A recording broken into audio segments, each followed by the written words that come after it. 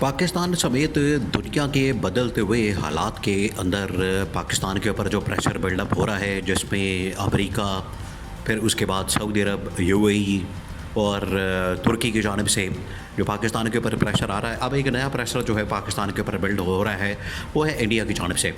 इस सारी सूरत हाल के अंदर अगर आप थोड़ा सा भी गौर करें तो जो मौजूदा गवर्नमेंट है, मौजूदा जो इस वक्त हुकूमत है, वो आपको कहीं भी नज़र नहीं आ रही। मुकम्मल तौर पर नाकामी नज़र आती है, मुकम्मल तौर पर।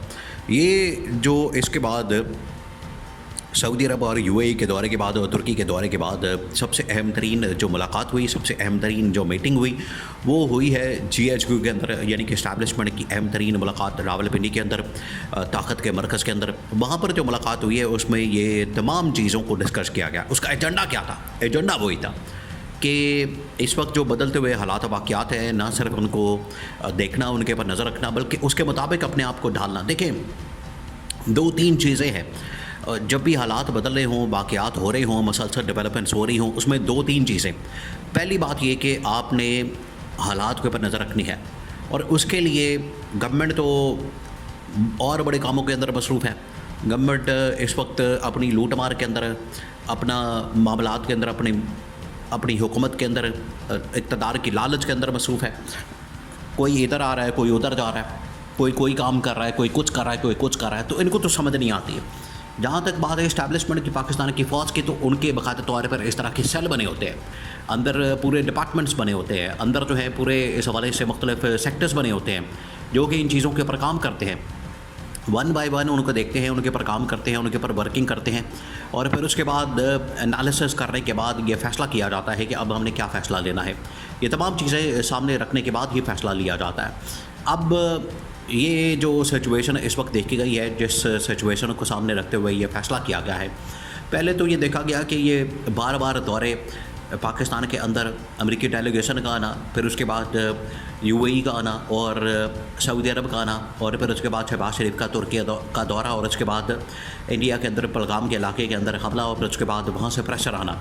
अब इसके ऊपर जो है वो इस्टेब्लिशमेंट ने बड़ी अहम तरीन मुलाकात की। उन्होंने देखा है कि सऊदी अरब और यूएई से क्या पैगाम आ रहा है। ये सबसे पहले तो इसका एनालिसिस किया गया। एनालिसिस ये किया गया। अब देखें, अगले 24 से 48 घंटे बहुत अहम, सीन बहुत बड़ा होने वाला है। ये बहुत बड़ी डेवलपमेंट्स हो रही हैं इस वक्त खित्ते के अंदर, साथ ही दुनिया के अंदर। 24 से 48 घंटे बहुत अहम है, बहुत अहम है। नज़र रखनी है आपने इसके ऊपर नज़र रखनी है, ताकि आपको अंदाज़ा हो सके कि अगले 24 से 48 घंटों के अंदर जो डेवलपमेंट होनी है, आपको पता चल सके कि उसके पीछे क्या हो रहा है। सबसे पहले तो सऊदी अरब और यूएई की जानिब से जो पैगाम जो इस हवाले से, देखिए, इन्होंने बड़ा मादनियात के बिल को बेचने की कोशिश की।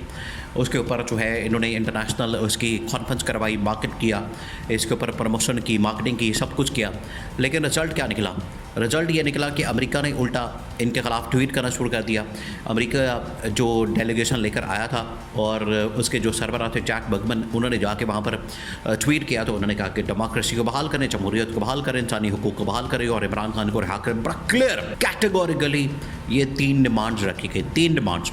आप इन 3 डिमांड्स को, इससे आप इनकार नहीं कर सकते, इससे आप किसी सूरत भी सरफ नज़र नहीं कर सकते, आप इससे पीछे नहीं हट सकते। आप ये नहीं कह सकते कि ठीक है, ये 3 डिमांड्स, इससे हमें कोई फ़र्क नहीं पड़ता, हो गई, अल्लाह खैर सलाह। ये इस तरह से नहीं हो सकता। अमेरिका जो आपके साथ बात कर रहा है, जो डिमांड्स कर रहा है, उसकी बड़ी अहमियत है, उसे इनकार नहीं किया जा सकता। फिर इन्होंने ऑप्शन निकाली, इनको पता लग गया था। देखिए, ये इससे पहले ही ऑप्शन निकाल के बैठ गए। इनकी जो मुलाकातें हुई यूएई के साथ, सऊदी अरब के साथ, इनको उसी वक्त ही अंदाज़ा हो गया था। उन मुलाकातों के अंदर ये तमाम बातें हो गई। तो ये तो इन्होंने बाद में कहानियाँ सुनाई, बाद में यहाँ पर इन्होंने ये फिल्में चलाई कि हमारी तो बात ही कोई नहीं हुई, हमने तो जिक्र ही कोई नहीं किया, हमारी तो डिस्कशन नहीं हुई इस पॉइंट के ऊपर, तो हमने कोई शेयर ही नहीं किया। जबकि ये तमाम बातें हो गई थी डेमोक्रेसी के हवाले से, इमरान खान के हवाले से। इन्होंने फिर सेकंड थर्ड ऑप्शन निकाली। ये बड़ा अहम मामला है, क्योंकि इन्होंने सोचा कि अब फिर हम किसके पास जाएं। तो सऊदी अरब के पास इस तरह की कंपनीज़ मौजूद हैं, यूएई के पास इस तरह की कंपनीज़ मौजूद हैं जो कि इन्वेस्टमेंट कर सकती हैं और मादनियात निकाल सकती हैं। सबसे बड़ा मसला ये, देखिए, ये बहुत बड़ा मसला बन गया पाकिस्तान के लिए। एक तो आपके पास इतने वसाइल मौजूद हैं, मादनियात मौजूद हैं, लेकिन आप उनको निकाल नहीं सकते, आप उनके ऊपर काम नहीं कर सकते, आप उनको इस तरह से निकाल के तो उनको बेच नहीं सकते, आप उसको रिफ़ाइन नहीं कर सकते। ये इनका सबसे बड़ा मसला।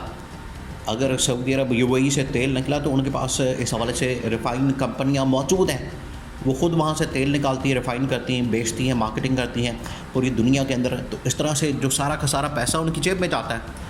ان کو اس بات کی فکر نہیں ہوتی کہ کسی کے ساتھ ہم پارٹنرشپ کر لیں، کسی کی انویسٹمنٹ کروا لیں اور سارا کا سارا وہ کھا پی جائے، کریم وہ لے جائے اور ان کے پاس جو ہے وہ صرف مینگنے رہ جائے.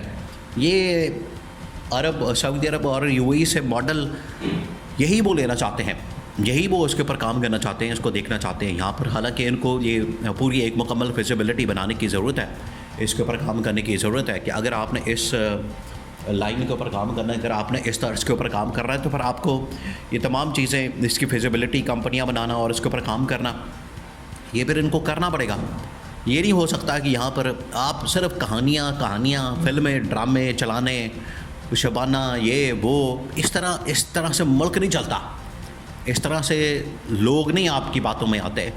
یہ اس طرح کی کہانیاں سنا کے پریکٹیکلی آپ کو کچھ کرنا پڑتا ہے، پریکٹیکلی آپ کو عمل درآمد کرنا پڑتا ہے، پریکٹیکلی اس کے اوپر کام کرنا پڑتا ہے. کمپنی آپ کے پاس ہے کوئی نہیں، انویسٹمنٹ ہے کوئی نہیں، پیسہ ہے کوئی نہیں، ریفائن کر نہیں سکتے، معدنیات نکال نہیں سکتے، منرلس کے اوپر آپ کی کوئی کمانڈ نہیں، گرفت نہیں، تو آپ ایسے منہ اٹھا کے تو نکل آیا. یہ ہر 5 سال بعد، 10 سال بعد، 15 سال بعد، 20 سال بعد اس طرح کی سٹوری چلتی ہے. یہ سٹوری سے کوئی حاصل نہیں ہونے والا. تو انہوں نے یہ آپشن نکالی کہ یو اے ای اور سعودی عرب سے بات کی جائے. تو سعودی عرب اسی وجہ سے ڈپٹی پرائم منسٹر اس کا آیا پاکستان کے اندر.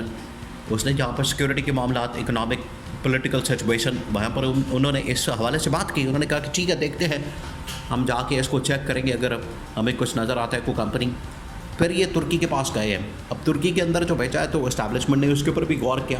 اب اسٹیبلشمنٹ نے یہ تمام آپشن سامنے رکھتی ہیں کیونکہ انہوں نے کوئی نہ کوئی آپشن تو استعمال کرنی ہے.